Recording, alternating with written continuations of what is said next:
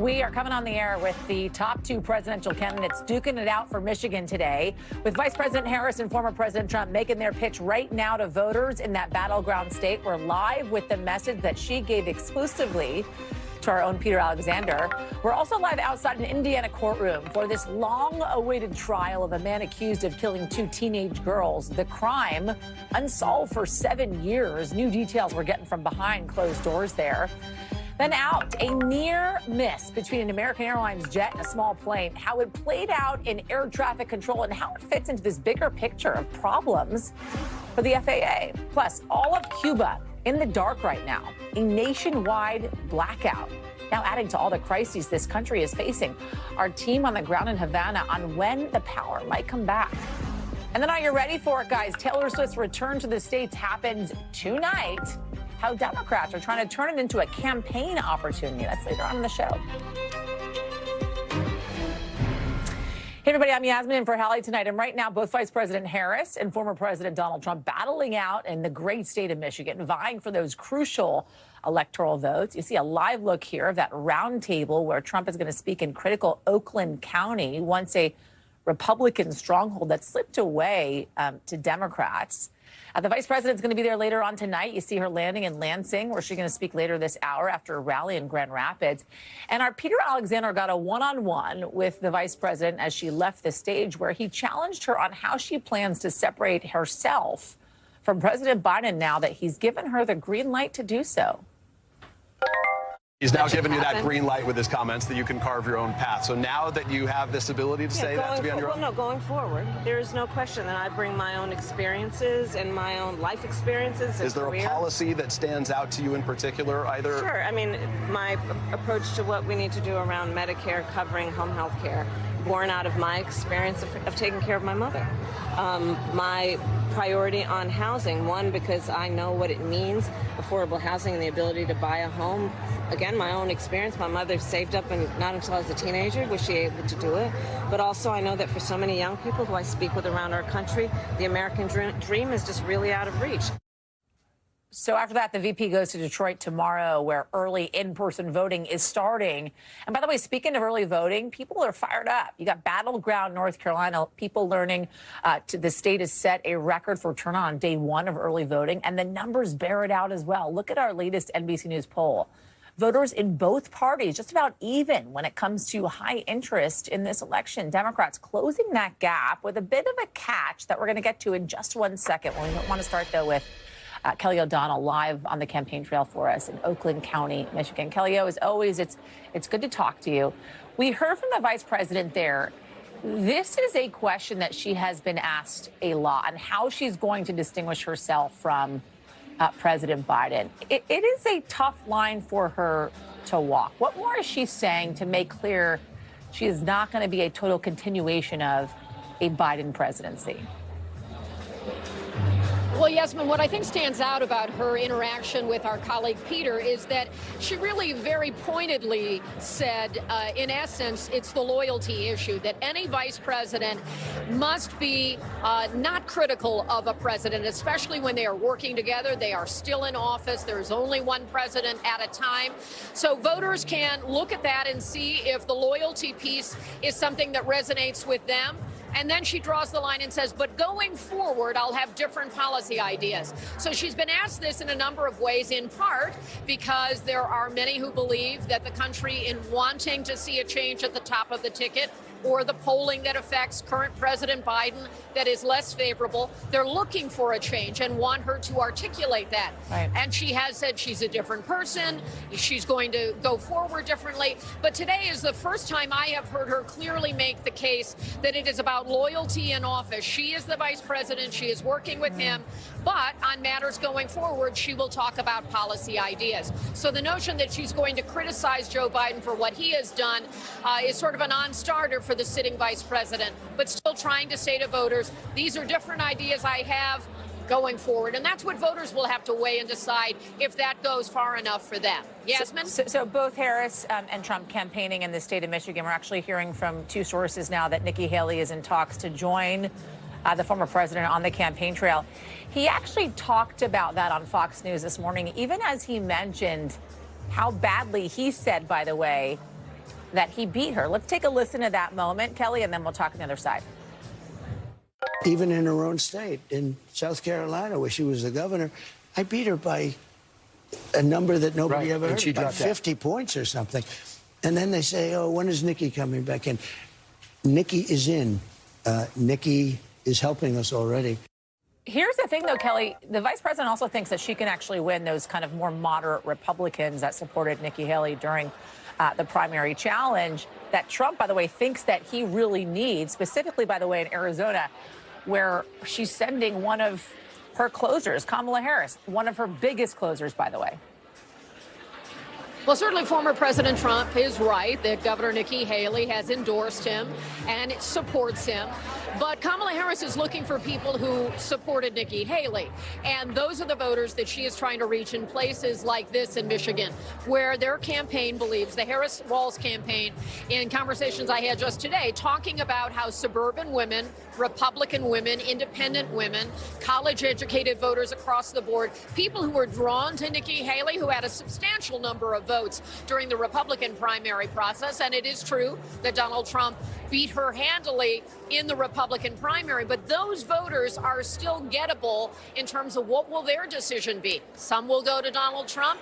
Harris wants to peel off as many as she can.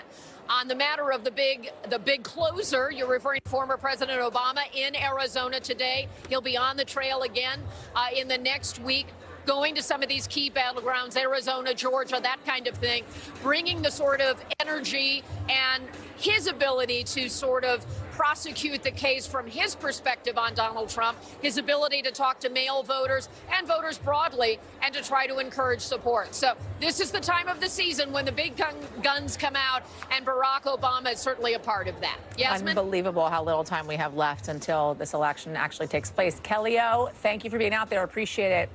All right, switching gears here, emotional testimony out of an Indiana courtroom today with the grandmother of one of the teens killed in a murder mystery, telling jurors the last thing her granddaughter said to her was, quote, "It will be okay." Those words coming as her granddaughter, Libby German, and Libby's friend, Abigail Williams, went on a hike. That was the last time Becky Patty saw her granddaughter alive. Prosecutors saying Richard Allen, the man that you see here, used power and fear to kill his two teenage victims. During opening statements in the long-awaited trial, Allen's lawyer says their client is innocent. Libby and Abigail went missing back on February 13th, 2017. Their bodies were found the next day. And the day after that, police released a video, the one that you can see here, of the suspected killer as he walked along the trail where the teens had, in fact, gone to hang out.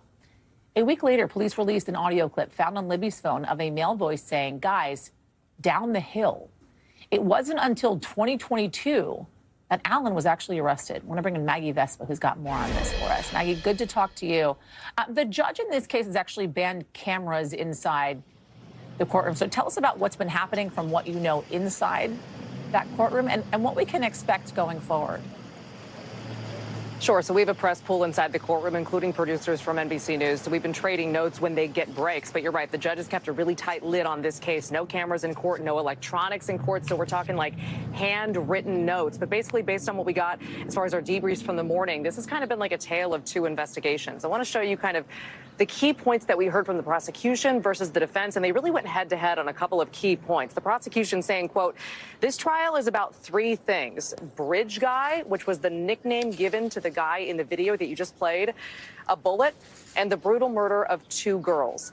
The defense saying that the investigation was messed up, in their words, from the beginning. They talked about a turf war between state investigators and the FBI. They said they allege evidence was lost in the case. The bullet was a key point hit on by both sides. The prosecution saying they found a bullet at the crime scene that matched a pistol owned by Allen. The defense pushing back and saying, actually, no, those tests were inconclusive. It is not a direct match. So we're already seeing them go head to head on, again, these really concrete points that seem to be at the core of both of their cases. And Yasmin, this is just, again, opening statements. So we're just getting started here. It's emotional even to see the pictures of those two young girls and how lives have been changed forever after the murder of these two girls, right? And I talked about the timeline here and how long folks are actually waiting for answers. This trial finally getting started here, answers they may finally get. How are folks feeling? Right. I mean, to say they're overwhelmed is such a massive understatement. Keep in mind, Delphi is a small rural city here in Indiana. It's less than 3,000 people, and this has been hanging over them for the better part of a decade. We got here like around 5:30 this morning, and there was a huge line wrapped around the courthouse of people wanting to get in for the couple dozen seats open to the public. The person at the front of the line, that woman, had gotten there at 8 o'clock last night. Wow. She'd been there completely overnight. I asked them why they were so driven to be here, and here's what we heard. To have a video with the guy's picture and voice, you're thinking to yourself, this is going to be solved in no time, and it's not. It's 8 years later. It's changed everybody. I mean, it changed me. I've changed a lot over the past 8 years because we walked around here looking over our shoulders wondering if this guy was watching. And Yasmin, we should reiterate there's a gag order covering all the families in this case, covering the attorneys in this case. So the families are inside there, but we haven't been able to hear directly from them as to how this is weighing on them. But the people we talked to in that interview say they plan to be here every single day of this trial. Thank you, Maggie. Appreciate it. I want to go to Texas now. The man that was supposed to be the first person in the nation executed for a shaken baby death now set to testify at a hearing on Monday. It is a stunning twist in Robert Roberson's case, a last-ditch effort by Texas state lawmakers that no one really expected to work. It actually did. Earlier this week, lawmakers subpoenaed Roberson, hoping to buy him some time by stalling his execution, which was supposed to happen last night. Remember, in 2003, a jury found Roberson guilty of intentionally killing his 2-year-old daughter, Nikki, based on symptoms once believed to be undeniable evidence of shaken baby syndrome. But his lawyers, medical experts, even, by the way, the lead detective on the case says that diagnosis is, in fact, now outdated. Priscilla Thompson is joining us now with more on this. We know here, Priscilla, that the states here, the death warrant expired at midnight. So what happens after the testimony from Roberson? Yeah, so right now he is subpoenaed to testify on Monday, and is expected to go forward. And then after that, there's a number of things that can happen. Lawmakers here are hoping that this public testimony will increase the public pressure to have this case re-examined, and that someone will step in and do that, and that this will buy him time, as you said. Even Roberson's attorneys have said that they're hoping they can get this testimony out there and continue to work it through the court system. And they said in a statement after this execution was halted, quote, he lives to fight another day and hopes this experience can help improve the integrity of our criminal legal system. Thank you to all who have supported Robert, an innocent man on Texas's death row. But to be clear, the reason this was halted was a question of the balance of power in the state of Texas, with the Texas legislature saying we have the authority to subpoena and you cannot execute this man while he is under subpoena, and the judiciary saying no, this execution will go forward. So it is not based on the actual evidence in this case, but they're hoping that they can get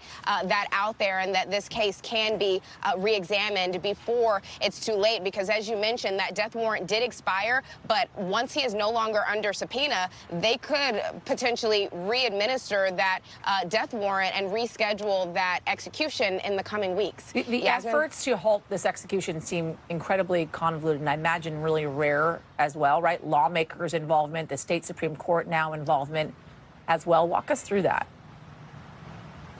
Yeah, totally unprecedented, and a lot of people did not think this was going to work. We were outside of the prison yesterday as demonstrators were gathering and lawmakers were there waiting to see what was going to happen there. And what ultimately happened is that an hour and a half before things were set to get underway, this judge in Austin, Texas, sent down this temporary restraining order. The Texas Attorney General appealed it. The Court of Appeals sided with him, so then the execution was back on. But then the Texas Supreme Court got involved and said this temporary restraining order is going to hold here in this case. And we're told by folks inside the prison from the Texas Department of Criminal Justice that when Roberson learned this execution was officially halted, that he praised God and thanked his supporters. But of course, those measures came, that long shot came after it was clear the governor was not going to step in and offer any sort of reprieve, and the Supreme Court declined to take up the case. So certainly a long shot that a lot of people did not think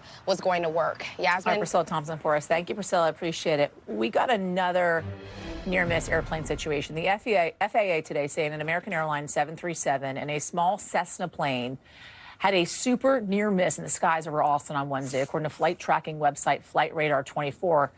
The two planes flew within just 400 feet of each other. That is not much more than a football field. All while this American flight was coming in for a landing. I want to bring in NBC's Stephanie Goss to talk more about this. Yeah. This is remarkable. Terrifying. Right? Terrifying when you think about it. How does something like this even happen? What happened? Yeah.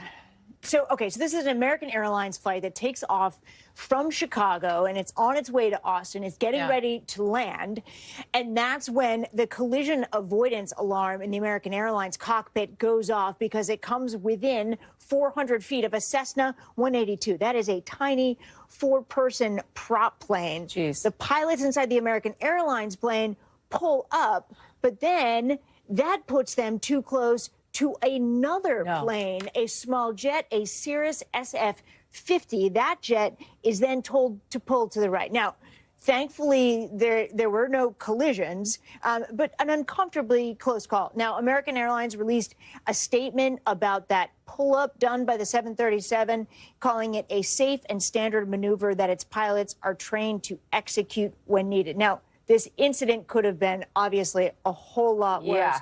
It comes a few days after the FAA announced that it was going to be taking a closer look at runway safety at 45 of the nation's busiest airports. Well, and by the way, I'm glad you brought that up, right? Because we've been talking about this for the last couple of years. I mean, we've had multiple reports and near kind of misses of flights. And Look, you get on a plane and you think they've got it under control, and they do. You have incredible professionals. The FAA has staffed people in air traffic control towers who are very, very good at their jobs, but there is a lot of traffic out there, and you certainly want them to stay on top of it. There have been a few very close calls recently that could have been so much worse because it is catastrophic. Something like that happens in midair. Do we have any idea if the passengers inside the American Airlines flight knew if anything was happening? That's a good question. I don't know that any of them have spoken. I mean, this information was released today. I'm sure they figured it out once they landed. Well, because you think about if you're coming in for a landing and then abruptly the pilot pulls up on the plane, you're going to feel that. Well, you would feel the pull up, but also within 400 feet, if you just happen to be looking out your window, my gosh, you would see that plane, wouldn't you? Terrifying. Yeah. Thanks, Steph. Appreciate it. You're welcome. All right, to California now, everybody, where winds up to 60 miles an hour are fueling fears of wildfires this weekend. 18 million people under warnings already in big cities like San Francisco, L.A. Power's, by the way, already been shut off in 12 counties because of the risk of downed power lines sparking fires. Over 50,000 people are in the dark. David Noriega is joining us now with more on this from Los Angeles. I wonder if this is unusual, David, to take these kind of steps, right? Shutting down power because of the possibility of sparking a fire. Or are these really kind of just new precautions that these cities are taking? Yasmin, the State Utility Commission blames downed power lines and electrical infrastructure for about half of the most devastating wildfires in California history. So there is reason for utilities to be cautious. And these don't happen all the time, these shutoffs, but they aren't exactly unusual, and they're not new either. The Utility Commission, the State Commission, authorized them back in 2012, and it's precisely because of these winds that happen, the Santa Ana winds in the south and the Diablo winds in the north that in the past have caused pretty bad fires, and they just want to avoid that scenario. Now, summer might be over most places, Yasmin, but here in California, wildfire season definitely is not. We've seen some very bad fires well into October, even November, and this, of course, caps off a summer that around the country and around the world was particularly rough by a number of measures related to climate change, of course. We saw globally temperatures were substantially higher than historical averages.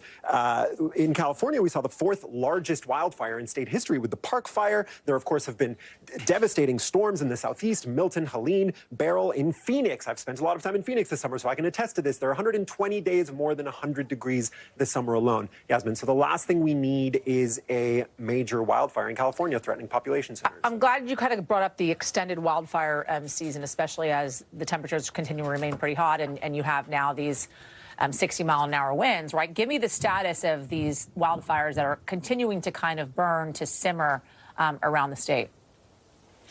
Yeah, there's a handful of ongoing fires. Probably the one that is of most concern is the Shoe Fire up in Shasta County. It is barely contained. It's about 4,000 acres, which is big, but unfortunately not actually that big by recent standards. Of course, the issue is, again, it's barely contained, and with these winds, it could get a lot bigger very fast. A few other fires, some of which have been burning for some time, the line fire, the bridge fire, those are mostly contained. But again, obviously, Yasmin, the concern here is that these conditions going into the weekend could create brand new fires at any time, and that those could get dangerous very quickly. David Noriega, thank you. Appreciate it. The State Department today saying it's aware of reports that an American may have been kidnapped in the Philippines. They say they're now coordinating with local police there. According to his YouTube channel, 26-year-old Elliot Eastman's been living in the Philippines and documenting his time there. Philippine police telling the AP they're now searching for Eastman after men with guns tried to, in fact, abduct him. I want to bring in Danielle Hamamdjian, who's following this for us, with more on it. Danielle, good to talk to you. What more do we know about what happened and why he may, in fact, have been abducted? Yeah, not a whole lot, Yasmin, is the answer. But what we do know is that this happened on Thursday night in a southern Philippine coastal town of Cebuco. And according to the Associated Press, a local resident told police that 4 men, all dressed in black, showed up with M16 rifles, introduced themselves as police officers, and forcibly took 26-year-old Elliot Eastman, who then tried to escape, at which point he was shot in the leg. He was then dragged into a speedboat, and then they fled further south. Now, police have obviously launched a search. This happened Thursday night. This has been going all throughout the day. And what we know about this 26-year-old American is that he seems to be, he was documenting, as you say, his daily life in this part of the country. He is from Vermont, moved there in May to be with a woman he married, a local woman, and was documenting his daily life in a part of the country where, frankly, there aren't that many outsiders, Yasmin. So I'm glad you bring that up, because there has been some kind of continuous ongoing security problems in this area. There has been, and the Philippines, just for a bit of context here, this is a predominantly Roman Catholic country. The southern part of the country is home to a religious, to a small Muslim minority. The long-running issues have been in the past. Western tourists, religious missionaries have been kidnapped. They were then freed after ransoms were paid. In 2014, there was a peace agreement, and that eased a lot of the tensions, reduced significantly the bombings, the kidnappings. But again, we don't know who the gunmen are, anything about their identities, really. Nothing was revealed by police today, but the State Department, as you say, is aware of these reports, but generally speaking, do not comment on reports of potential kidnappings while investigations are ongoing. Do we have any idea of his potential status? Short answer is no. There is very little that we know other than that he was taken last night, shot in the leg. So what his medical condition is at this point is unknown.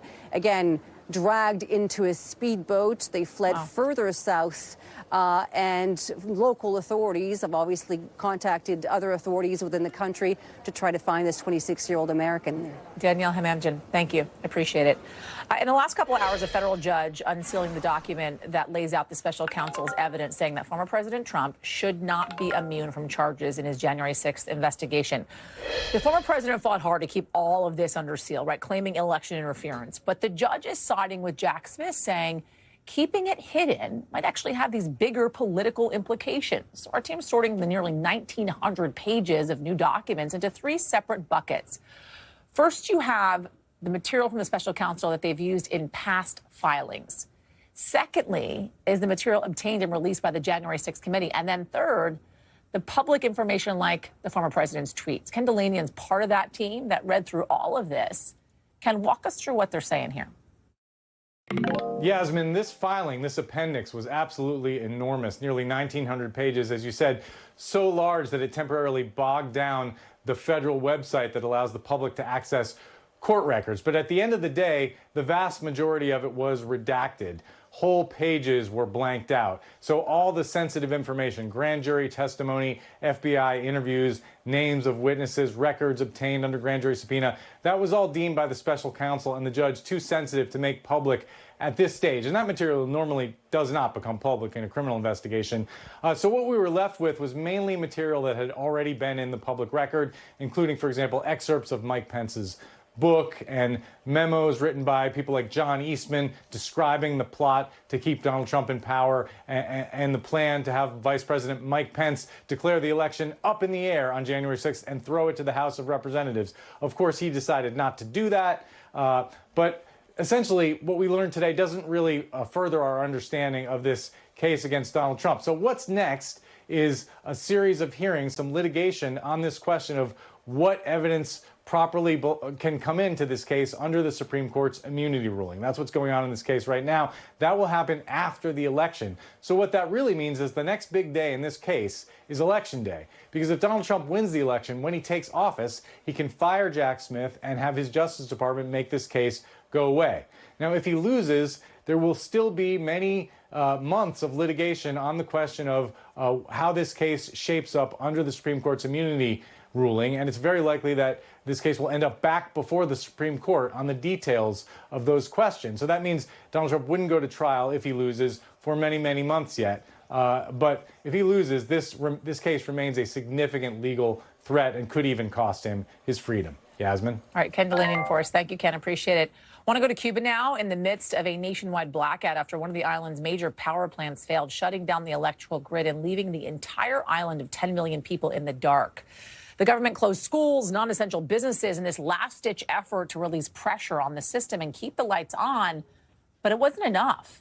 The communist-run country's president writing on X that they are giving, quote, absolute priority to solving the problem. It's coming as Cubans have been dealing with rolling blackouts for months now, with a lot of people outside of Havana dealing with power outages that last as long as 12 hours at a time.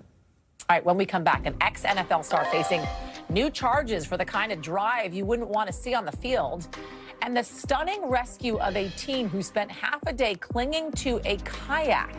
We're going to show you that video coming up. We'll be right back. All right, in just a bit, who is putting mystery money down on Donald Trump? That is a $30 million question we're going to dive into. Up first, though, former NFL quarterback Jay Cutler facing DUI and gun possession charges after a minor car crash in Franklin, Tennessee. Police officers responding to the scene say Cutler rear-ended another car and then failed a field sobriety test. Cutler played 12 years in the NFL for the Broncos, Bears, the Dolphins as well. He was also married to reality TV star Kristen Cavallari, appearing in the reality show Very Cavallari. The couple divorced back in 2020. A representative for Cutler did not immediately respond to a request for comment. Chloe Malas has more. Hey there, this is a story that we're following very closely. This all took place yesterday in downtown Franklin, Tennessee, when Jay Cutler, he was arrested after he rear-ended a vehicle in front of him. The driver of that vehicle, exited, the two got to talking, and Jay Cutler allegedly offered this individual $2,000 not to call the police. Well, obviously that did not happen. Authorities came to the scene and they arrested Jay Cutler for a DUI because it looked as though his eyes were bloodshot. According to the police report obtained by NBC News, that his speech was slurred, he had trouble walking, but that's not all. So they also found two guns in the car. One was a rifle in the back seat and then a loaded handgun in the glove compartment. So he was also charged with possession of a handgun under the influence and failure to exercise due care to avoid a collision and implied consent. So he did not want to take a field sobriety test at the time. We're waiting to hear from Cutler himself, either from his attorney or from him. We haven't heard anything yet. He was released on a $5,000 bail. He has a court hearing set for January. But, we obviously have seen Jay Cutler in the headlines over the years, not just for being this NFL star. He was also had a really high-profile marriage to a very well-known former reality star, Kristen Cavallari, who you might know from MTV's Laguna Beach. And so, their divorce made a lot of headlines. They have 3 kids together. But obviously, the good thing here is that nobody was injured in this situation that's very unfortunate. No children in the car. The individual in the other vehicle appears to have been unharmed as well. But obviously, this raises a lot of questions, and we're following the story. All right, Chloe Malas for us. Thank you. Want to get you over to the 5 things our team thinks you should know about tonight. Number 1, federal safety regulators now investigating Tesla's full self-driving after a series of collisions where the systems were in use, including one where a Tesla driver hit and killed a pedestrian. Officials are looking into whether they're safe to use in fog, glaring sun, other bad visibility conditions. It's covering around 2 million Tesla EVs from 2016 to 2024 model years. Tesla didn't immediately respond to CNBC's request for comment. Number 2, a river flowing through New Delhi, now completely covered in a thick, toxic foam. It almost looks like soap. It's sparking these serious concerns over the country's water pollution issue, because this isn't the first time it's happened. Untreated wastewater is dumped into this river daily, threatening the health of millions who live there. Number 3, the Coast Guard rescuing a teenager in Honolulu. After, get this, he spent nearly 12 hours treading water and clinging to his kayak. Look at that video. The 17-year-old got separated from his high school paddling team. He had reportedly capsized and was not wearing a life jacket. The Coast Guard says he's in serious but stable condition. Unbelievable. His family must be so happy. Number 4, the CVS Health CEO stepping down today with company shares sinking 19% this year. The healthcare giant saying it's facing higher medical costs, decreased drugstore sales, and growing investor pressure. And we have number 5, King Charles and Queen Camilla visiting Sydney, Australia today. It is the first visit there in 13 years by a reigning British monarch. It's also the king's first major foreign trip since his cancer diagnosis. They're going to be in Australia for about 6 days before heading to Samoa. All right, so the story that I teased at the top, millions of dollars in mystery money flowing big time into the betting markets on the 2024 election. Here's the thing. NBC News does not use gambling platforms to predict elections because there is no method to how they come up with these odds, like, for example, polling that measures what voters are actually saying. But there is this huge group of people who do. And according to the Wall Street Journal, 4 accounts on the crypto-backed prediction platform Polymarket have put down something like $30 million and swung the odds way past the polls in the former president's favor. Now, we don't know where this money is coming from, but we should know Polymarket is an offshore platform, meaning foreign investors could be driving these odds. I want to bring in Brian Chung, who's been tracking all this for us, to explain it to us, talk about where the money is coming from and where they get this information. What do we know about these big bets that are being placed on these election wages? Yeah, and Yasmin, I feel like we need to take a step back and just describe what this betting market even is in the first place. So Polymarket is one of these platforms you can place bets on a variety of different things, like who's going to win the Super Bowl, but also who might win the election here in the United States. And the way it works is that you can plug into a cryptocurrency wallet and then you can place wagers. And the pricing on these wagers will be, let's say, 50 to 60 cents on a particular candidate winning. Right. If you put in 50 or 60 cents, if that bet does come true as you predicted it, you would win $1. Now, here's the challenge, is that the Wall Street Journal is saying that a lot of money has been flowing into these Polymarket bets for the presidential election in favor of Donald Trump, betting that Donald Trump will win the 2024 election. Now, there are about $2.1 billion in bets that are on that particular market, on Polymarket. But these 4 trades, as reported by the Wall Street Journal, total about $30 million, which apparently was enough to make the implied odds of Trump winning this election surge on this particular market. Now, here's the challenge. It's likely the case that these are foreign bettors because you cannot bet on Polymarket in the United States. There's a 2022 settlement that says that they cannot offer these types of unregistered betting markets here in the United States. Who are these people that put these bets? We just don't know. So I want you to kind of talk about the difference between these betting markets with polling, because a lot of folks are kind of conflating the two to a certain extent. And as I was coming to you, I obviously kind of talked about the disclaimer that we obviously don't rely on the polling that these betting markets are looking to in making these bets. Yeah, and that is certainly the case, that you're seeing some online, like Elon Musk, say that, oh, well, take a look at these prediction markets. Right. This is where people are putting their money. But, you know, you have to kind of think about the difference between polls and these types of betting markets. When you do a poll, you're asking a potential voter, hey, who are you going to vote for in the election? Whereas with these betting markets, it's who do you think is going to win the election? And the same person that might be voting for one candidate might actually expect the other candidate to win. So it's not exactly the same thing. And when you consider consider the financial incentives here, again, people are putting a lot of money into this, and there's also the added factor that when you look at some of these markets, like I said with Poly Market, it might not even be U.S. registered voters that are driving that pricing in that case. And when you consider it only takes 4 accounts potentially that are putting $30 million in to move the implied pricing on these particular markets, it's just not fair to look at these things and say, hey, there's a correlation between what these betting markets are implying and what the actual polls are saying. There's a very big difference between the two, and that's a reason why we're watching this story. It's just a very important thing to understand that they're not the same thing. Yasmin. Have we ever seen numbers like this before? Well, I mean, these types of betting markets have existed in previous elections, but in the United States, again, it's not allowed. In Vegas, you can't put these types of bets on. There's one platform called Kalshi that is allowed to offer these types of general election bets for 2024, but they only allow U.S. registered users to bet on that platform, and they do have caps on the amount that you can put into that as well. Brian Chung, thank you. Appreciate it. In just a sec, our reporter takes a hike into the Grand Canyon with a Democrat who's trying to woo native voters in a key battleground state. Our original from Arizona coming up. And the wild video we're getting of a woman throwing an Uber driver out of his own car. The new details from police on where the car is now.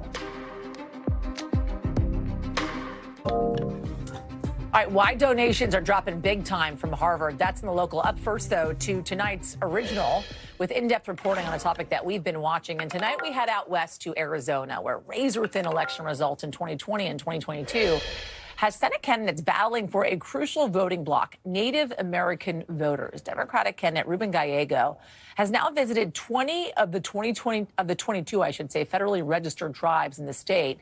Communities that historically feel alienated from the U.S. government. Our Vaughn Hilliard joined him on a hike down into the Grand Canyon to court the indigenous electorate. The Havasupai tribe, tucked into the crevices of the Grand Canyon. Its land and sacred waters renowned for this. Havasupai means people of the blue-green waters. The tribe here on the land more than 900 years before Arizona ever became a state, and now potentially crucial to electing its first ever Latino senator from the state, Democrat Ruben Gallego. You win in Arizona by bringing as many people together to vote for you. In August, a massive flash flood swept through the canyon and parts of the village, killing one person and damaging dozens of homes. We were actually due to come before the flash flood that really affected the canyon. The rushing waters, symbolic of the more extreme weather from climate change. We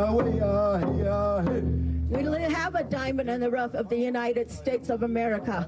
And it's why he's here with just 3 weeks until Election Day. We don't have like street lights.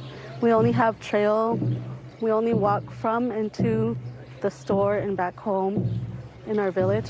We hiked with Gallego 8 miles down into the canyon to the village. We're visiting and trying to visit all the 22 federally recognized tribes, but this tribe lives and resides at the bottom of the Grand Canyon. So if you want to visit them, you want to talk to them about their tribal lands, their needs, their wants, you have to physically come down here. Because the tribe is only down here at the bottom of the canyon. Only down here at the bottom of the Grand Canyon, correct. The indigenous vote helping tip the scale for Democrats in 2020 and 2022. The elections for president and governor both coming down to less than 17,000 votes. Native Americans make up about 5% of Arizona's population and historically favored Democrats. It's always been Democrats. And mainly, I think tribal members really look at the issues with the environment. One of those issues, uranium mining near the Grand Canyon that recently started again. There is staunch opposition within the village out of fears of irreversible spills that would taint the local waters and airborne contamination through inhalation, but also harm to the soil and food supply. We have something really special here. But that's the drinking water you guys rely on. Yes. And what did he say? He said he was going to help us. Gallego is running to replace retiring independent Senator Kyrsten Sinema and taking on Republican Carrie Lake. She has also tried to court the indigenous vote, like Gallego marching last month in the annual parade of the Navajo Nation, the largest tribe in the state, a community that has expressed frustration for neglect from the federal government. I don't blame them. Both parties in D.C. have, frankly, been not very good for the people. In a state known for its independent streak, the likes of former Republican Senator John McCain held reverence here over his relationship with the tribal communities. Everybody voted for him. John McCain? Yeah. My grandparents, my grandparents, because he was a very good spokesperson. Gallego, the Democrat from a very blue congressional district in Phoenix, is now taking steps, a lot of steps, to meet his state's expansive electorate. You consider yourself a progressive. How do you describe yourself politically now? Look, I think the same thing I've always been. I'm a fighter for Arizona. Sometimes that, takes me to different spectrums of the political world. But what happens, no matter what, is I'm always looking out first for Arizona, making sure that it gets what it wants and it needs and its representation. That was so incredible, and I want to know more actually about the community and how they live at the bottom of the Grand Canyon, an 8-mile hike, by the way. But let's talk first about kind of how important the Indigenous voter is to really swinging Arizona, not, by the way, only in the presidential race, but in the Senate race as well. There's a key House race, too. Yeah. I mean, and when we're talking about two elections, right, the presidential race in 2020 coming down to 11,000 votes. You're talking about 6% of the population being Indigenous. This is very real, right? And we're talking about voting. Yeah. Not only do the mail votes come in and out via mules, literal mules going those 8 miles in and out, but on actual election day, they bring in a machine via helicopter down to the bottom of the canyon, and the 150 registered voters there, that's how they go vote. And They don't that's have to why leave. They don't have to leave. Their voting center comes right to them. Wow. And are they acutely aware of the election and who they want to vote for and why they want to vote for and how they'll be affected? Absolutely. They follow it? Absolutely. Because these issues, like uranium mining, for instance, which has been hotly debated over the years around the Grand Canyon, that hits home.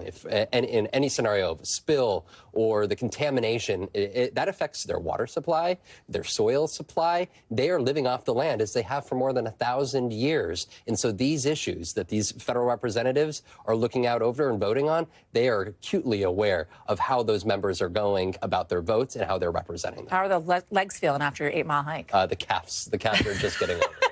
Someone get Montpelier to massage. I admit. Thanks, Juan. Thank you, Appreciate it.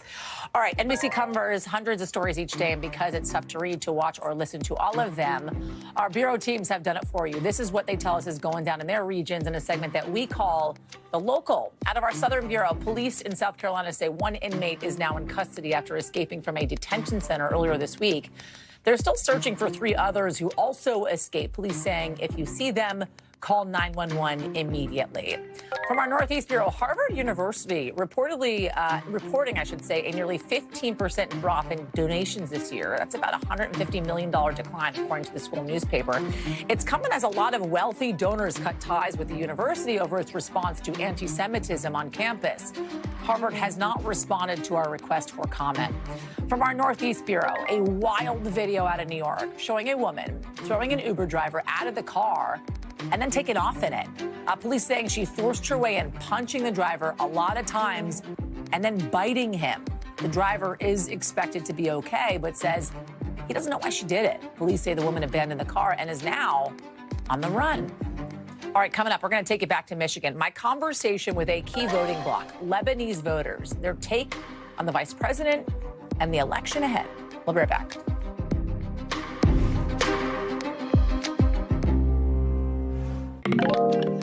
We want to turn to the election and a key voting demographic that could prove essential in the battleground state of Michigan. Lebanese-Americans, many of them frustrated with the Biden-Harris administration's handling of the war in the Middle East, and as it has extended into Lebanon, impacting their friends, their family. I traveled to Dearborn, Michigan, home to a large Arab-American community, to talk to voters who feel neglected. How are you feeling 2.5 weeks out from this election? Betrayed, second-class citizens. We've been dehumanized. I don't even know if I can use second-class. I feel like we're almost third or fourth-class citizens now. This is what we're trying to grapple with as a community of color, as a community that is civically engaged, and a community that's done everything right here in America, right? But we've been told that you don't matter, to the extent that we will continue to shed the blood of your people. As Arab Americans in this community, as Lebanese Americans now in this community, and you say politicians, which politicians do you blame? They're the ones that are approving the weapons, the resources to bomb our people back home. Although I'm here, I'm an American, I work here, I've had my kids here, my roots are still in Lebanon. I feel like they're turning their back on us. That's my home, my homeland, and they're the ones that are bombing it. Who is voting for Donald Trump in 24? It's possible. It's possible. Yeah. It's definitely not by Harris, that's for sure. Who's voting for Kamala Harris here? Absolutely no. No. Not possible. There's nothing she can do or say for us to change our mind. Who's voting third party in 2024? Good chance. So Jill Stein. Most likely. It's also a possibility that some of us will just abstain from voting altogether, but we do know that that's not the best political strategy, you know. Why are you voting for Donald Trump? Because my main goal is to get someone who is actively funding a genocide out of office. Is your vote for Donald Trump a vote endorsing Donald Trump, or is it a vote against Kamala Harris? Against Kamala Harris. Donald Trump has said he will reinstate the Muslim ban. He said that last time. He's said that he wants Netanyahu to finish the job. Donald Trump said a lot of things his first time around that terrified me. The campaign that the Democrats ran was that Donald Trump hates us. I felt safe, though, in the country when Trump was in office. I don't feel safe right now with Kamala in office. So, I mean, that to me speaks more. Trump is definitely bad news for this country. And it's unconscionable for me to want to vote for a man like that. So I would not, with a protest vote for Trump. Some would argue that a vote for Jill Stein is a vote for Donald Trump. That's a moral decision that I'm going to make, that I cannot put a vote behind a man that obviously has these nefarious intent. And I will say, as we put the story together, I was hard-pressed to find someone who was voting for Kamala Harris in the Lebanese community in Dearborn that would come on camera because of the fear of being targeted if they spoke out publicly about the way in which they wanted to offer their support. And they compare it to 2016, when folks were voting for Donald Trump at the time in their community and were not actually vocalizing it. A lot to be watching for in the coming weeks in the state of Michigan. When we come back, the last great American dynasty returning to the States. We're live in Miami ahead of Taylor Swift's Eras Tour return. We'll be right back. All right, Swifties, she's back. Taylor Swift, that is, now in the U.S. with the final leg of her Eras Tour. It's kicking off just a couple of hours from now in Miami. Swift posting this video on Instagram from Miami today saying she's back in the office. And with her huge return comes some serious, by the way, safety concerns after terror threats led to her canceling some European dates over the summer. So security's amped up tonight at Miami's Hard Rock Stadium to keep the tens of thousands of Swifties safe tonight. Emily Akeda is joining us now from Florida as, once again, the luckiest correspondent on TV right now. Talk us through it. How are fans feeling, especially after the stretch of the summer, Emily? Are they at all worried about their safety? Yeah, it's a fair question, Yasmin. I think the overwhelming feeling on the ground here in South Florida is excitement. We've been watching hundreds of Swifties go from a sing-along train to boarding these buses, which is taking them directly to Hard Rock Stadium. So much excitement. But in some of the fans I've been talking to, there's also some consideration of safety, especially for those who tried to go to the shows in Vienna. And as you mentioned, those shows canceled because of thwarted terror threats in that region. We know the stadium is really ramping up security concerns. There are additional checkpoints for ticketed fans. Also, there's a no tailor-gating policy trying to reduce the crowds within the vicinity of the stadiums. It's, of course, a coveted ticket to get inside a Hard Rock Stadium, especially demonstrated by the resale market. StubHub says the average price of a ticket this weekend exceeds $2,600. My gosh. I spoke with a mother. I know, it's pretty unbelievable. I spoke with a mother-daughter duo with some pretty bejeweled luck, if you will, who we first met at the very first opening concert in Glendale, Arizona, and now they're here for night one of Miami. Take a listen here. She's literally been counting down the days, the minutes, the hours. How special was it to see the end of the Eras Tour? It's so, mind-boggling. And I think, when you saw night one, everything was new. To see it evolve was the craziest thing you've ever seen. Now we just need some bejeweled luck for the weather tonight because we're seeing some pretty strong winds come through here, Yasmin. By the way, so you're telling me there's a possibility that mom and daughter could have spent around $10,000 for both concerts and both tickets? People are willing to shell out wow, thousands of dollars, maybe for some tens of thousands. wow. It's wild. Unbelievable. I want to quickly touch on presidential campaigns, by the way, who are also using this, right, this return to the U.S., Taylor Swift, as a political opportunity. Right, we know Taylor Swift endorsed Vice President Kamala Harris after the presidential debate, and now the DNC, her campaign, are really leaning into that, trying to meet young voters where they are. Think about it, nearly 200,000 people are on the ground here in Miami over the next several nights for the Taylor Swift concerts, and that is why you are seeing a lot of billboards, even billboards on boats, encouraging people to register to vote and to vote in the Democrats' favor. And Leah, get some bracelets for us. Thank you so much, my friend. Appreciate it. That's a wrap for this, everybody. Coverage picks up right now.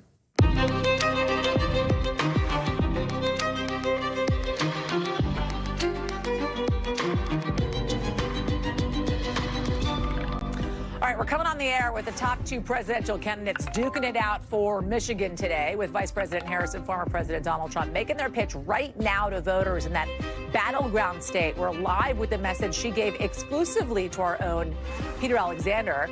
We are also live outside an Indiana courtroom for this long-awaited trial of a man accused of killing two teenage girls. The crime unsolved, by the way, for 7 years. The new details we're getting from behind closed courtroom doors. Then a near miss between an American Airlines jet and a small plane, how it played out in air traffic control and how it fits into this bigger picture of problems for the FAA. Plus, the new details on an American YouTuber potentially kidnapped in the Philippines, how the State Department's trying to find him. And all of Cuba is in the dark right now, a nationwide blackout. Now, adding to all the crisis this country is facing, our team on the ground in Havana is later on in the show. Hey, everybody, I'm Yasmin in for Hallie. Right now, both Vice President Harris, former President Donald Trump, they're battling it out in the great state of Michigan, vying for those crucial electoral votes just a couple of weeks out from this election. You see a side-by-side here in the past maybe 5 minutes or so. Former President Trump, Oakland County, that's where he is. Vice President Harris is in Lansing.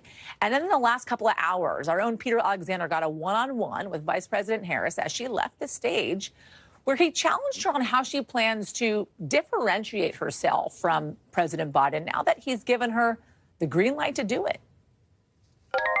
He's now given you that green light with his comments that you can carve your own path. So now that you have this ability to say that, to be on your own? Well, no, going forward, there is no question that I bring my own experiences and my own life experiences. Is there a policy that stands out to you in particular, either? Sure. I mean, my approach to what we need to do around Medicare covering home health care, born out of my experience of taking care of my mother. My priority on housing, one, because I know what it means, affordable housing and the ability to buy a home. Again, my own experience, my mother saved up, and not until I was a teenager was she able to do it. But also I know that for so many young people who I speak with around our country, the American dream is just really out of reach.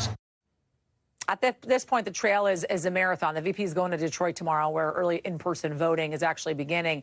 And then, by the way, speaking of early voting, people are fired up. You got battleground North Carolina. We're learning the state set a record for turnout on day one of early voting. The numbers are bearing it out, too. Look at our latest NBC News poll. Voters in both parties just about even when it comes to high interest in this election. Democrats, they're really kind of closing that gap with a bit of a catch that we're going to get to in 1 second. We want to start, though, with Kelly O'Donnell live on the campaign trail in Oakland County, Michigan. In polling, Kelly, and talking to voters as well, it is evident, right, that Harris is kind of having a problem with male voters that she was actually asked about by Peter Alexander as well. But she's pushing even harder now on her pitch to them. Walk us through, Kelly, what she's doing. Well, certainly the polling does draw out this gender divide, where she's doing very well among women voters and has a deficit among male voters, where former President Trump does well. Now, the vice president, in talking to Peter about this issue, said that is not her experience, that she has an issue connecting with male voters. Anecdotally here, as I look around the room, there are certainly a large number of men who are here. This is not kind of a gals' night out in Oakland County. This is a diverse group of people who've come to see her. That's just an anecdotal moment. But the campaign is addressing this, and part of what they're doing is advertising in places where you know you have a male audience. Sports betting, sports outlets, trying to go where there are hosts and issues where men enjoy having the kind of either gaming experience, sports experience, where you know based on the data available from these kinds of sites that they have a male-dominated audience and advertising there. So the campaign says they are working on that issue. And at the same time, here in Oakland County, advisors say that this is a place where they feel that they can draw more Republican women and certainly go for college-educated voters of both genders to try to push up those numbers and to trim away at rural voters where, again, former President Trump tends to be strong. That's part of the strategy for Michigan.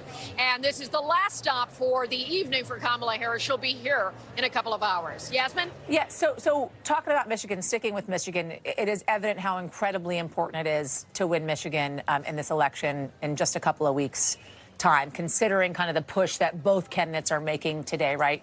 Kamala Harris departing Lansing, heading for Detroit. You got Donald Trump right now speaking in Auburn Hills, Michigan again. And then we talked about the closers, right? In the last hour, former President Barack Obama is going to be heading to Arizona. But the other huge closer is former First Lady Michelle Obama, who's going to be in Michigan next week. I'm curious, Cal, why are they waiting till next week to get Michelle Obama on the campaign trail, especially in a crucial state like Michigan? Well, part of that is we have not seen her out in public working on behalf of Kamala Harris since the DNC convention. And part of the strategy is to go at a time when you are trying to convert those voters who are the softest. The people who are in line first at early voting in any of these battleground states are those that are very committed to their candidate. As we get closer to Election Day, that's where the people who aren't sure they're going to vote, aren't sure which candidate they want, that's when you're trying to drive up the totals. And so if you're going to deploy the biggest stars in your party, you want to do it at times when the most eyeballs are watching, when the most influence, because they believe that getting out their base happens from the moment the polls or the mail-in or the early in-person voting becomes available. And certainly these are high-profile events, and so they use them in targeted places to give them the most attention. We'll know after the election if that strategy was effective. But that's part of what's happening here. And the crisscrossing we're seeing with both candidates, multiple events in this state, certainly shows how Michigan is a crucial battleground for both campaigns. We will certainly know after this election, and we will make it there, Kelly O'Donnell. We'll make it, I promise. Kelly O'Donnell for us. Thank you. Appreciate it. All right, emotional testimony, everybody, out of an Indiana courtroom today with the grandmother of one of the teens killed in a murder mystery, telling jurors the last thing her granddaughter said to her was, "It will be okay." Those words coming as her granddaughter, Libby German, and Libby's friend, Abigail Williams, went on a hike. That was the last time Becky Patty saw her granddaughter alive. Prosecutors saying Richard Allen, the man you see here, used power and fear to kill his two teenage victims. During opening statements in the long-awaited trial, Allen's lawyers saying their client is innocent. Libby and Abigail went missing back on February 13th, 2017. Their bodies found the next day. And the day after that, police released a video, the one that you see here, of the suspected killer as he walked along the trail where the teens had gone to hang out. A week later, police released an audio clip found on Libby's phone of a male voice saying, "Guys, down the hill." It wasn't until 2022 that Allen was arrested. Maggie Vespa is joining us now with more. The judge in this case has actually banned cameras inside the courtroom. So tell us about what's been happening from what you know inside that courtroom and what we can expect going forward.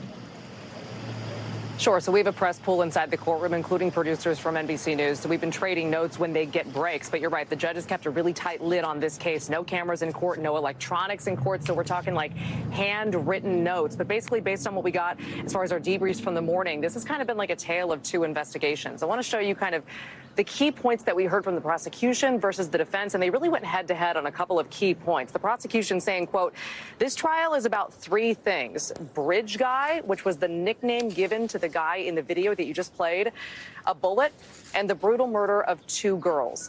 The defense saying that the investigation was messed up, in their words, from the beginning. They talked about a turf war between state investigators and the FBI. They said they allege evidence was lost in the case. The bullet was a key point hit on by both sides. The prosecution saying they found a bullet at the crime scene that matched a pistol owned by Allen. The defense pushing back and saying, actually, no, those tests were inconclusive. It is not a direct match. So we're already seeing them go head to head on, again, these really concrete points that seem to be at the core of both of their cases. And Yasmin, this is just, again, opening statements. So we're just getting started here. It's emotional even to see the pictures of those two young girls and how lives have been changed forever after the murder of these two girls, right? And I talked about the timeline here and how long folks are actually waiting for answers. This trial finally getting started here, answers they may finally get.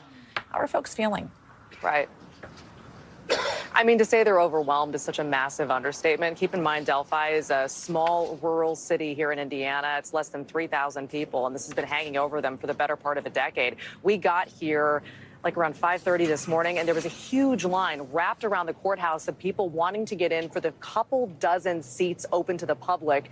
The person at the front of the line, that woman, had gotten there at 8 o'clock last night. Wow. So she'd been there completely overnight. I asked them why they were so driven to be here, and here's what we heard. To have a video with the guy's picture and voice, you're thinking to yourself, this is going to be solved in no time, and it's not. It's 8 years later. It's changed everybody. I mean, it changed me. I've changed a lot over the past 8 years because we walked around here looking over our shoulders wondering if this guy was watching. And Yasmin, we should reiterate, there's a gag order covering all the families in this case, covering the attorneys in this case. So the families are inside there, but we haven't been able to hear directly from them as to how this is weighing on them. But the people we talked to in that interview say they plan to be here every single day of this trial. Thank you, Maggie. Appreciate it. All right, down in Texas, the man that was supposed to be the first person in the nation executed for a shaken baby death is now set to testify at a hearing on Monday. It is a stunning twist in Robert Roberson's case, a last-ditch effort by Texas state lawmakers that nobody really expected to work, but in fact it did. Earlier this week, lawmakers subpoenaed Roberson, hoping to buy him some time by stalling his execution, which was supposed to happen last night. Remember, back in 2003, a jury found Roberson guilty of intentionally killing his 2-year-old daughter, Nikki, based on symptoms once believed to be undeniable evidence of shaken baby syndrome. But his lawyers, the medical experts, and even the lead detective on the case say that diagnosis is outdated. Priscilla Thompson has more and is joining us now. Walk us through what Monday's testimony, Priscilla, could actually entail, what we could expect there. Yeah, Yasmin. Well, we are now learning that Roberson is expected to appear in person at the state capitol to deliver that testimony. And one of the big things here is that this is going to be live streamed because these meetings that take place at the capitol are of public interest, and so they are often live streamed. And so he's going to have an opportunity to tell his story. Lawmakers will have an opportunity to ask him questions. And the lawmakers who have been advocating for this execution to be halted say that this is a chance for the public, for everyone to hear the evidence and what they have been hearing about why what has happened here is a grave injustice. And so while the legislature does not have the power to stop this, they are hoping to increase the public pressure so that the people who do have the power to call for this case to be re-examined will do so. And so that is what we are expecting for Monday. And important to note that the reason this execution was halted actually had nothing to do with the evidence in this case, but it was halted because the legislature issued that subpoena of Roberson, and they said, look, the judiciary cannot overstep us here, but the legislator has the authority to issue that subpoena, and he has to show up, and we cannot hear from him if he is deceased. And so that is what ultimately happened there. And so lots of eyes waiting to see how all of this is going to play out on Monday. Yasmin? We talked about how unprecedented, Priscilla, this actually is. Halting this execution just 2 hours before he was actually set to be executed, right? What has been the reaction to this moment? Yeah, I think at the time last night, there were demonstrators there, lawmakers there, a lot of people in shock, talking about this nervousness that they felt, not able to believe that this was actually happening. But now his attorneys are saying, okay, he lives to fight another day, saying in a statement, he lives to fight another day and hopes that his experience can help improve the integrity of our criminal legal system. Thank you to all who have supported Robert, an innocent man on Texas's death row. And this Hail Mary, of course, came after the governor did not step in. The Supreme Court said that they couldn't weigh in. And so this was a total long shot. And literally an hour and a half before that execution was set to get underway, a judge issued a temporary restraining order. A Texas attorney general appealed that restraining order, and the Court of Appeals actually agreed with him putting this execution back in play. But ultimately, it went all the way up to the Texas Supreme Court, and they ruled that the restraining order would stand. And we're told that when Robertson heard this news, he praised God and thanked all of his supporters. All right, Priscilla Thompson for us. Thank you, Priscilla. Appreciate it. The FAA today saying an American Airlines 737 and a small Cessna plane had a super near miss in the skies over Austin on Wednesday. According to flight tracking website Flight Radar 24, the two planes flew within just 400 feet of one another. That's not much more than a football field, by the way, all while the American flight was coming in for a landing. Want to bring in NBC's Priya Sridhar, who's got more information on this. I mean, the thought of this is completely terrifying, especially if you were a passenger on that American Airlines flight. Walk us through how this actually happened and what American Airlines is saying today. Absolutely, Yasmin. And if you take a look at those pictures and you look at the complete size difference between the two planes, it is incredibly terrifying. That American Airlines plane that you're looking at right there, 787, had 122 passengers on board, 6 crew members, almost collided with this smaller Cessna 182, which is kind of a tiny prop plane that has 4 seats. Essentially what happened was that American Airlines flight took off from Chicago, was beginning its initial descent into Austin around 10:45 on Wednesday morning when it triggered the traffic collision avoidance system. Now, this is the last line of defense when it comes to airplanes flying in the sky to avoid a collision, and pilots actually have 5 seconds to respond when that system is triggered. Let's take a listen. We have gotten some sound from the air traffic controllers of the pilots on that American Airlines flight talking to them. Take a listen. American 2587, turn left heading a 175. And did you ever see him the second time around? 175, we saw when he flashed us and flew right into us. Roger, yeah, he immediately turned southbound. I was trying to get you out of the way. Sorry about that. No worries. And Roger, if you want to declare a near miss, let us know. So, Yasmin, what's even crazier about this incident is that once that American Airlines plane realized that the Cessna was within 400 feet of it, it tried to maneuver up, which American Airlines is saying is a typical maneuver. That's when they almost collided with a third airplane. All 3 airplanes were able to land, and thankfully, nobody was injured, Yasmin. I got to say, though, unbelievable, the calmness in their voice as we were taking a listen to the back and forth there, right? But that's really what you want from folks that are kind of doing the traffic and also along with the pilots that are piloting your plane. Priya, thank you so much. Appreciate it. To California now, where winds up to 60 miles an hour are fueling fears of wildfires this weekend. 18 million people under warnings already in big cities like San Francisco and Los Angeles. Power's already been shut off in 12 counties because of the risk of downed power lines sparking fires. Over 50,000 people are in the dark. David Noriega is joining us now from Los Angeles. Walk us through here, David, the biggest concerns right now when it comes to these winds. Yasmin, it's basically 2 things working in concert. First, it is downed power lines, the potential for these winds, which are very strong, to knock over electrical infrastructure and create sparks that then start a fire. Then there's the nature of the winds themselves. The Santa Ana winds here in Southern California, the Diablo winds in Northern California, they are very fast and very dry. That means that these winds have in the past many times and are liable to both start wildfires and then make them spread very, very quickly and become dangerous. You know, summer is over in most places, but wildfire season is very much not over in the West. This, of course, comes at the end of a summer that provided, yet another summer's worth of ample evidence that climate change is getting worse around the country and around the world. We had global temperatures that were well above historical averages in each of the summer months. Here in the Southwest, in Phoenix, where I spent a good amount of time and can attest to this, 120 days of more than triple-digit temperatures. Obviously, we had numerous devastating storms. Milton, Helene, Beryl.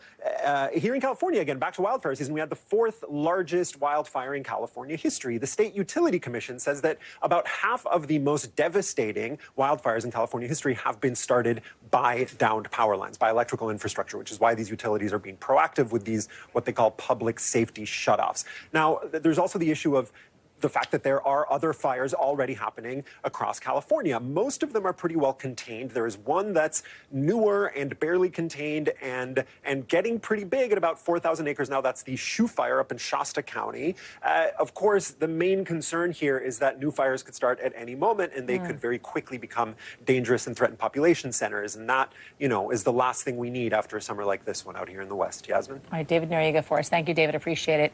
In the last couple hours, a federal judge unsealing the document that lays out the special counsel's evidence saying that former President Trump should not be immune from charges in his January 6th investigation. The former president, they fought hard to keep it all under seal, claiming election interference. The judge, though, is siding with Jack Smith, the special counsel, saying keeping it hidden might actually have bigger political consequences. So our team is sorting out the nearly 1,900 pages of new documents into three buckets. First, you have the material that the special counsel has used in past filings. Second, you have the material obtained and released by the January 6th committee. And then you have public information like the former president's tweets.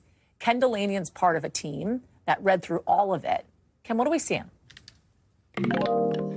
Yasmin, this filing, this appendix was absolutely enormous, nearly 1,900 pages, as you said, so large that it temporarily bogged down the federal website that allows the public to access court records. But at the end of the day, the vast majority of it was redacted. Whole pages were blanked out. So all the sensitive information, grand jury testimony, FBI interviews, names of witnesses, records obtained under grand jury subpoena, that was all deemed by the special counsel and the judge too sensitive to make public at this stage. And that material normally does not become public in a criminal investigation. So what we were left with was mainly material that had already been in the public record, including, for example, excerpts of Mike Pence's book and memos written by people like John Eastman describing the plot to keep Donald Trump in power and the plan to have Vice President Mike Pence declare the election up in the air on January 6th and throw it to the House of Representatives. Of course, he decided not to do that, but essentially what we learned today doesn't really further our understanding of this case against Donald Trump. So what's next is a series of hearings, some litigation on this question of what evidence properly can come into this case under the Supreme Court's immunity ruling. That's what's going on in this case right now. That will happen after the election. So what that really means is the next big day in this case is Election Day. Because if Donald Trump wins the election, when he takes office, he can fire Jack Smith and have his Justice Department make this case go away. Now, if he loses, there will still be many months of litigation on the question of how this case shapes up under the Supreme Court's immunity ruling, and it's very likely that this case will end up back before the Supreme Court on the details of those questions. So that means Donald Trump wouldn't go to trial if he loses for many, many months yet. But if he loses, this case remains a significant legal threat and could even cost him his freedom. Yasmin? A lot riding on the election, not only for the country, but for the fate of the former president of the United States. Ken Delanian, thank you. The State Department today is saying it's aware of reports that an American may have been kidnapped in the Philippines. They say they're now coordinating with local police. According to his YouTube channel, 26-year-old Elliot Eastman has been living in the Philippines and documenting his time there. Philippine police are telling the AP they're now searching for Eastman after men with guns tried to abduct him. Danielle Hamamjian is following this for us and joining us now. What do we know about what happened here, Danielle?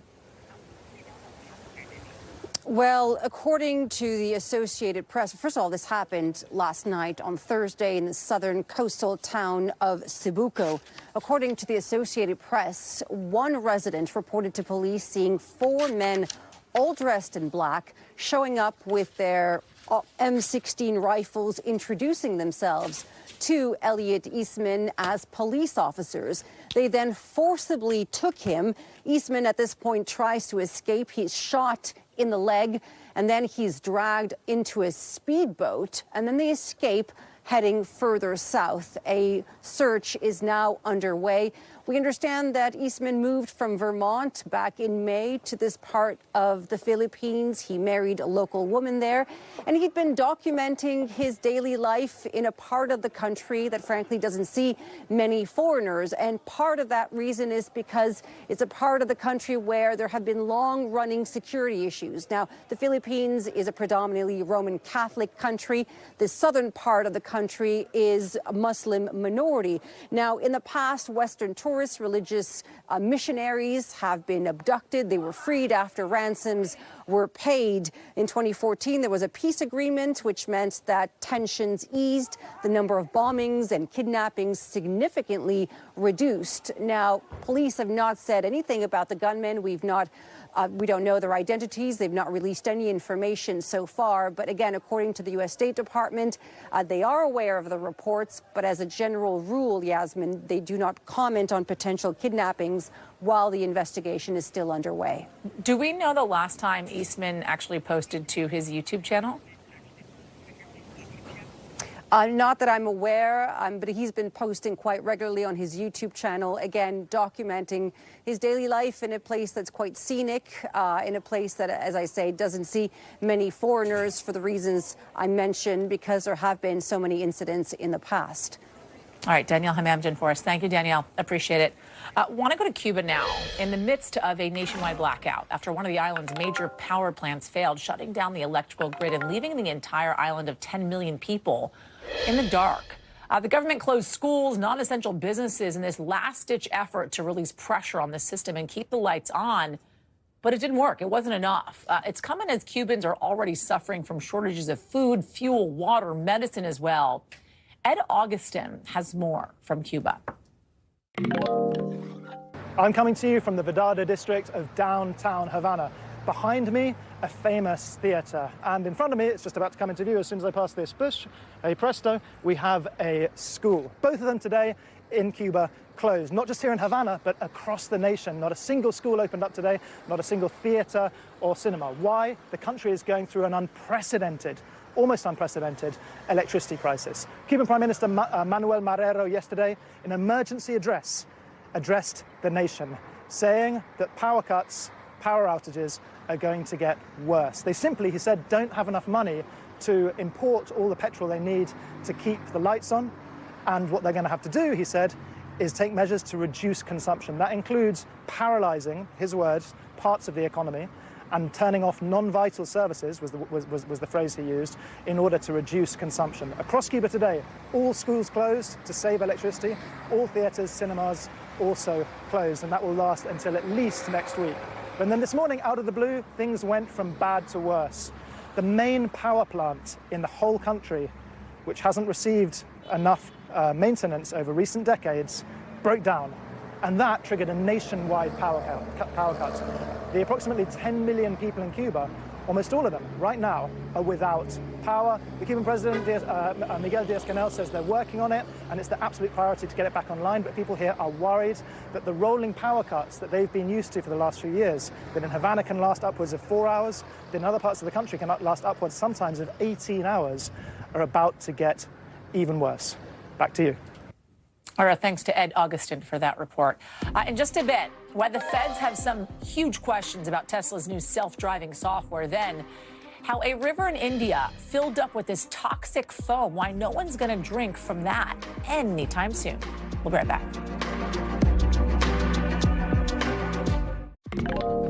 All right, in just a bit, who is putting mystery money down on Donald Trump? That is a $30 million question we're going to dive into. Up first, though, former NFL quarterback Jay Cutler facing DUI and gun possession charges after a minor car crash in Franklin, Tennessee. Police officers responding to the scene say Cutler rear-ended another car and then failed a field sobriety test. Cutler played 12 years in the NFL for the Broncos, Bears, the Dolphins as well. He was also married to reality TV star Kristen Cavallari, appearing in the reality show Very Cavallari. The couple divorced back in 2020. A representative for Cutler did not immediately respond to a request for comment. Chloe Malas has more. Hey there, this is a story that we're following very closely. This all took place yesterday in downtown Franklin, Tennessee, when Jay Cutler, he was arrested after he rear-ended a vehicle in front of him. The driver of that vehicle, exited, the two got to talking, and Jay Cutler allegedly offered this individual $2,000 not to call the police. Well, obviously that did not happen. Authorities came to the scene and they arrested Jay Cutler for a DUI because it looked as though his eyes were bloodshot. according to the police report obtained by NBC News, that his speech was slurred, he had trouble walking, but that's not all. So they also found 2 guns in the car. One was a rifle in the back seat and then a loaded handgun in the glove compartment. So he was also charged with possession of a handgun under the influence and failure to exercise due care to avoid a collision and implied consent. So he did not want to take a field sobriety test at the time. We're waiting to hear from Cutler himself, either from his attorney or from him. We haven't heard anything yet. He was released on a $5,000 bail. He has a court hearing set for January. But, you know, we obviously have seen Jay Cutler in the headlines over the years, not just for being this NFL star. He was also had a really high-profile marriage to a very well-known former reality star, Kristen Cavallari, who you might know from MTV's Laguna Beach. And so, you know, their divorce made a lot of headlines. They have 3 kids together. But obviously, the good thing here is that nobody was injured in this situation that's very unfortunate. No children in the car. The individual in the other vehicle appears to have been unharmed as well. But obviously, this raises a lot of questions, and we're following the story. All right, Chloe Malas for us. Thank you. Want to get you over to the 5 things our team thinks you should know about tonight. Number 1, federal safety regulators now investigating Tesla's full self-driving after a series of collisions where the systems were in use, including one where a Tesla driver hit and killed a pedestrian. Officials are looking into whether they're safe to use in fog, glaring sun, other bad visibility conditions. It's covering around 2 million Tesla EVs from 2016 to 2024 model years. Tesla didn't immediately respond to CNBC's request for comment. Number 2, a river flowing through New Delhi, now completely covered in a thick, toxic foam. It almost looks like soap. It's sparking these serious concerns over the country's water pollution issue, because this isn't the first time it's happened. Untreated wastewater is dumped into this river daily, threatening the health of millions who live there. Number 3, the Coast Guard rescuing a teenager in Honolulu. After, get this, he spent nearly 12 hours treading water and clinging to his kayak. Look at that video. The 17-year-old got separated from his high school paddling team. He had reportedly capsized and was not wearing a life jacket. The Coast Guard says he's in serious but stable condition. Unbelievable. His family must be so happy. Number 4, the CVS Health CEO stepping down today with company shares sinking 19% this year. The healthcare giant saying it's facing higher medical costs, decreased drugstore sales, and growing investor pressure. And we have number 5, King Charles and Queen Camilla visiting Sydney, Australia today. It is the first visit there in 13 years by a reigning British monarch. It's also the king's first major foreign trip since his cancer diagnosis. They're going to be in Australia for about 6 days before heading to Samoa. All right, so the story that I teased at the top, millions of dollars in mystery money flowing big time into the betting markets on the 2024 election. Here's the thing. NBC News does not use gambling platforms to predict elections because there is no method to how they come up with these odds, like, for example, polling that measures what voters are actually saying. But there is this huge group of people who do. And according to the Wall Street Journal, 4 accounts on the crypto-backed prediction platform Polymarket have put down something like $30 million and swung the odds way past the polls in the former president's favor. Now, we don't know where this money is coming from, but we should know Polymarket is an offshore platform, meaning foreign investors could be driving these odds. I want to bring in Brian Chung, who's been tracking all this for us, to explain it to us, talk about where the money is coming from and where they get this information. What do we know about these big bets that are being placed on these election wages?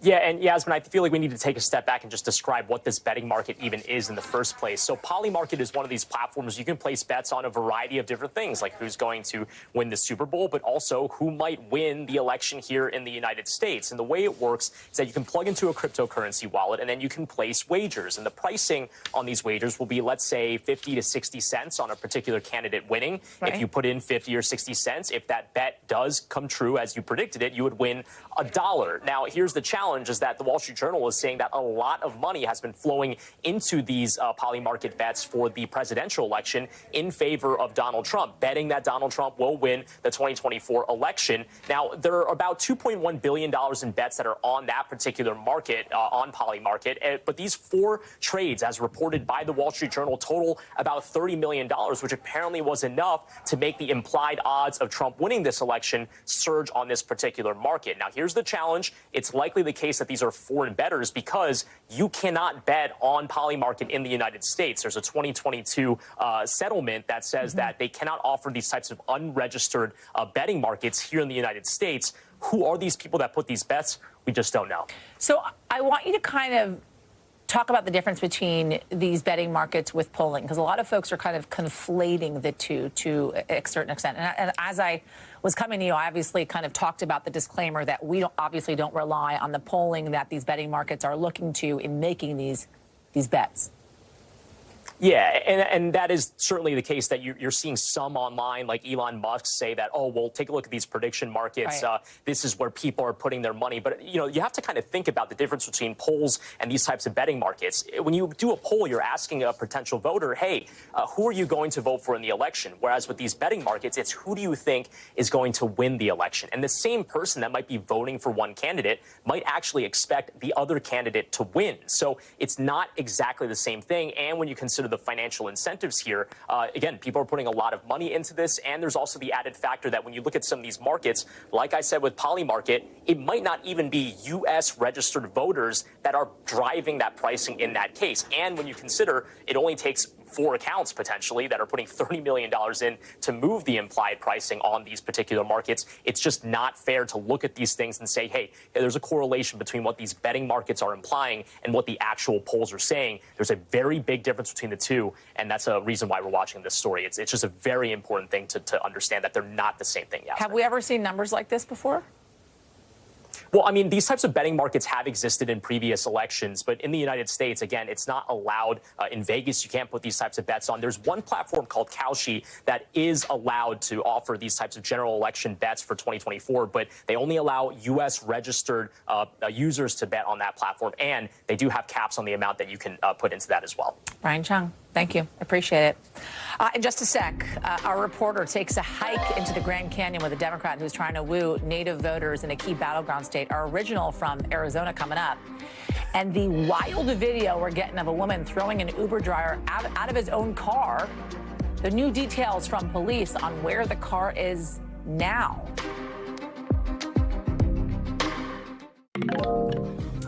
All right, why donations are dropping big time from Harvard. That's in the local. Up first, though, to tonight's original with in-depth reporting on a topic that we've been watching. And tonight we head out west to Arizona, where razor-thin election results in 2020 and 2022 has Senate candidates battling for a crucial voting bloc, Native-American voters. Democratic candidate Ruben Gallego has now visited 20 of the 22, I should say, federally registered tribes in the state.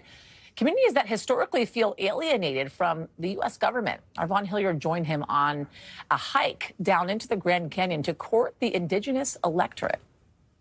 The Havasupai tribe, tucked into the crevices of the Grand Canyon. Its land and sacred waters renowned for this. Havasupai means people of the blue-green waters. The tribe here on the land more than 900 years before Arizona ever became a state, and now potentially crucial to electing its first ever Latino senator from the state, Democrat Ruben Gallego. You win in Arizona by bringing as many people together to vote for you.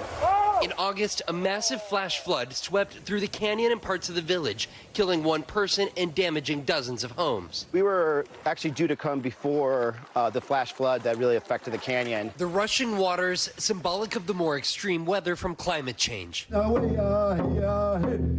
have a diamond in the rough of the United States of America. And it's why he's here with just 3 weeks until Election Day. We don't have like street lights. We only have trail. We only walk from and to the store and back home in our village. We hiked with Gallego 8 miles down into the canyon to the village. We're visiting and trying to visit all the 22 federally recognized tribes, but this tribe lives and resides at the bottom of the Grand Canyon. So if you want to visit them, you want to talk to them about their tribal lands, their needs, their wants, you have to physically come down here. Because the tribe is only down here at the bottom. Only down here at the bottom of Grand Canyon, correct. The Indigenous vote helping tip the scale for Democrats in 2020 and 2022. The elections for president and governor both coming down to less than 17,000 votes. Native Americans make up about 5% of Arizona's population and historically favored Democrats. It's always been Democrats. And mainly, I think tribal members really look at the issues with the environment. One of those issues, uranium mining near the Grand Canyon that recently started again. There is staunch opposition within the village out of fears of irreversible spills that would taint the local waters and airborne contamination through inhalation, but also harm to the soil and food supply. We have something really special here. But That's the drinking water you guys rely on. Yes. And what did he say? He said he was going to help us. Gallego is running to replace retiring independent Senator Kirsten Sinema in taking on Republican Carrie Lake. She has also tried to court the Indigenous vote, like Gallego marching last month in the annual parade of the Navajo Nation, the largest tribe in the state, a community that has expressed frustration for neglect from the federal government. I don't blame them. Both parties in D.C. have, frankly, been not very good for the people. In a state known for its independent streak, the likes of former Republican Senator John McCain held reverence here over his relationship with the tribal communities. Everybody voted for him. John McCain? My grandparents, because he was a very good spokesperson. Gallego, the Democrat from a very blue congressional district in Phoenix, is now taking steps, a lot of steps, to meet his state's expansive electorate. You consider yourself a progressive. How do you describe yourself politically now? Look, I think the same thing I've always been. I'm a fighter for Arizona. Sometimes that, takes me to different spectrums of the political world. But what happens, no matter what, is I'm always looking out first for Arizona, making sure that it gets what it wants and it needs and its representation. That was so incredible, and I want to know more actually about the community and how they live at the bottom of the Grand Canyon, an 8-mile hike, by the way. But let's talk first about kind of how important the Indigenous voter is to really swinging Arizona, not, by the way, only in the presidential race, but in the Senate race as well. There's a key House race, too. Yeah. I mean, and when we're talking about two elections, right, the presidential race in 2020 coming down to 11,000 votes. You're talking about 6% of the population being Indigenous. This is very real, right? And we're talking about voting. Yeah. Not only do the mail votes come in and out via mules, literal mules going those 8 miles in and out, but on actual election day, they bring in a machine via helicopter down to the bottom of the canyon, and the 150 registered voters there, that's how they go vote. And They don't that's have to why leave. They don't have to leave. Their voting center comes right to them. Wow. And are they acutely aware of the election and who they want to vote for and why they want to vote for and how they'll be affected? Absolutely. They follow it? Absolutely. Because these issues, like uranium mining, for instance, which has been hotly debated over the years around the Grand Canyon, that hits home. And in any scenario of a spill or the contamination, that affects their water supply, their soil supply. They are living off the land as they have for more than 1,000 years. And so these issues that these federal representatives are looking out over and voting on, they are acutely aware of how those members are going about their votes and how they're representing them. How are the legs feeling after your 8-mile hike? The calves are just getting over. Someone get Lon Hilliard a massage. I admit. Thanks, Ron. Thank you, Appreciate it. All right, NBC covers hundreds of stories each day, and because it's tough to read, to watch, or listen to all of them, our bureau teams have done it for you. This is what they tell us is going down in their regions in a segment that we call The Local. Out of our Southern Bureau, police in South Carolina say one inmate is now in custody after escaping from a detention center earlier this week. They're still searching for 3 others who also escaped. Police saying if you see them, call 911 immediately. From our Northeast Bureau, Harvard University reporting, a nearly 15% drop in donations this year. That's about a $150 million decline, according to the school newspaper. It's coming as a lot of wealthy donors cut ties with the university over its response to anti-Semitism on campus. Harvard has not responded to our request for comment.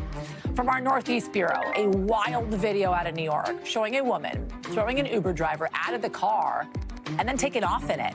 Police saying she forced her way in, punching the driver a lot of times and then biting him. The driver is expected to be okay, but says he doesn't know why she did it. Police say the woman abandoned the car and is now on the run. All right, coming up, we're going to take it back to Michigan. My conversation with a key voting bloc, Lebanese voters, their take on the vice president and the election ahead. We'll be right back.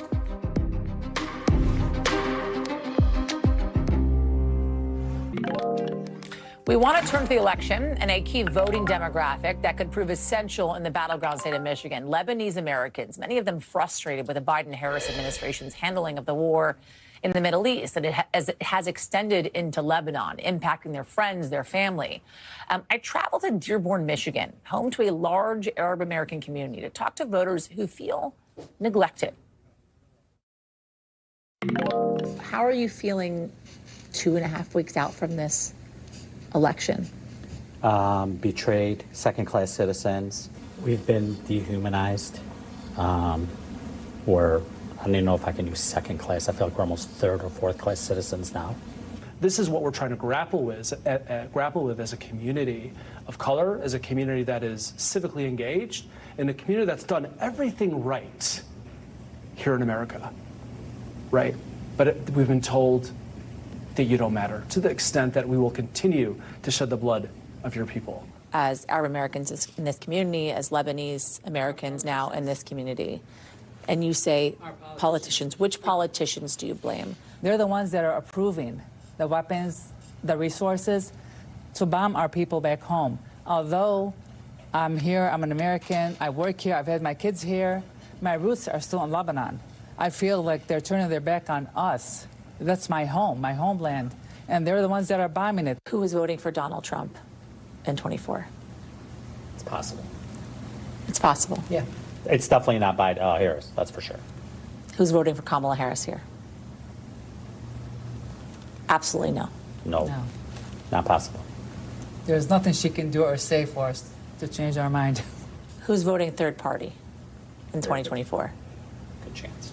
So Jill Stein. Most likely. It's also a possibility that some of us will just abstain from voting altogether, but we do know that that's not the best political strategy, you know. Why are you voting for Donald Trump? Because my main goal is to get someone who is actively funding a genocide out of office. Is your vote for Donald Trump a vote endorsing Donald Trump, or is it a vote against Kamala Harris? Against Kamala Harris. Donald Trump has said he will reinstate the Muslim ban. He said that last time. He said that he wants Netanyahu to finish the job.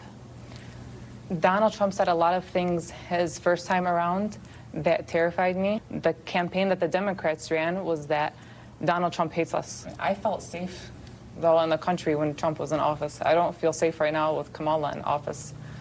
So, I mean, that to me speaks more. Trump is definitely bad news for this country. And it's unconscionable for me to want to vote for a man like that. So I would not, with a protest vote for Trump. Some would argue that a vote for Jill Stein is a vote for Donald Trump. That's a moral decision that I'm going to make, that I cannot put a vote behind a man that obviously has these nefarious intent. And I will say, as we put the story together, I was hard-pressed to find someone who was voting for Kamala Harris in the Lebanese community in Dearborn that would come on camera because of the fear of being targeted if they spoke out publicly about the way in which they wanted to offer their support. And they compare it to 2016, when folks were voting for Donald Trump at the time in their community and were not actually vocalizing it. A lot to be watching for in the coming weeks in the state of Michigan. When we come back, the last great American dynasty returning to the States. We're live in Miami ahead of Taylor Swift's Eras Tour return. We'll be right back. All right, Swifties, she's back. Taylor Swift, that is, now in the U.S. with the final leg of her Eras Tour. It's kicking off just a couple of hours from now in Miami. Swift posting this video on Instagram from Miami today saying she's back in the office. And with her huge return comes some serious, by the way, safety concerns after terror threats led to her canceling some European dates over the summer. So security's amped up tonight at Miami's Hard Rock Stadium to keep the tens of thousands of Swifties safe tonight. Emily Akeda is joining us now from Florida as, once again, the luckiest correspondent on TV right now. Talk us through it. How are fans feeling, especially after those stretch of the summer, Emily? Are they at all worried about their safety? Yeah, it's a fair question, Yasmin. I think the overwhelming feeling on the ground here in South Florida is excitement. We've been watching hundreds of Swifties go from a sing-along train to boarding these buses, which is taking them directly to Hard Rock Stadium. So much excitement. But in some of the fans I've been talking to, there's also some consideration of safety, especially for those who tried to go to the shows in Vienna. And as you mentioned, those shows canceled because of thwarted terror threats in that region. We know the stadium is really ramping up security concerns. There are additional checkpoints for ticketed fans. Also, there's a no tailgating policy trying to reduce the crowds within the vicinity of the stadiums. It's, of course, a coveted ticket to get inside a Hard Rock Stadium, especially demonstrated by the resale market. StubHub says the average price of a ticket this weekend exceeds $2,600. My gosh. I spoke with a mother. I know, it's pretty unbelievable. I spoke with a mother-daughter duo with some pretty bejeweled luck, if you will, who we first met at the very first opening concert in Glendale, Arizona, and now they're here for night one of Miami. Take a listen here. She's literally been counting down the days, the minutes, the hours. How special was it to see the end of the Eras tour? It's so, mind-boggling. And I think, when you saw night one, everything was new. To see it evolve was the craziest thing you've ever seen. Now we just need some bejeweled luck for the weather tonight because we're seeing some pretty strong winds come through here, Yasmin. By the way, so you're telling me there's a possibility that that mom and daughter could have spent around $10,000 for both concerts and both tickets? People are willing to shell out wow thousands of dollars, maybe for some tens of thousands. Wow. It's wild. Unbelievable. I want to quickly touch on presidential campaigns, by the way, who are also using this, right, this return to the U.S., Taylor Swift, as a political opportunity. Right, we know Taylor Swift endorsed Vice President Kamala Harris after the presidential debate, and now the DNC, her campaign, are really leaning into that, trying to meet young voters where they are. Think about it, nearly 200,000 people are on the ground here in Miami over the next several nights for the Taylor Swift concerts, and that is why you are seeing a lot of billboards, even billboards on boats, encouraging people to register to vote and to vote in the Democrats' favor. And Leaketa, get some bracelets for us. Thank you so much, my friend. Appreciate it. That's a wrap for this hour, everybody. Coverage picks up right now. Thanks for watching. Stay updated about breaking news and top stories on the NBC News app or follow us on social media.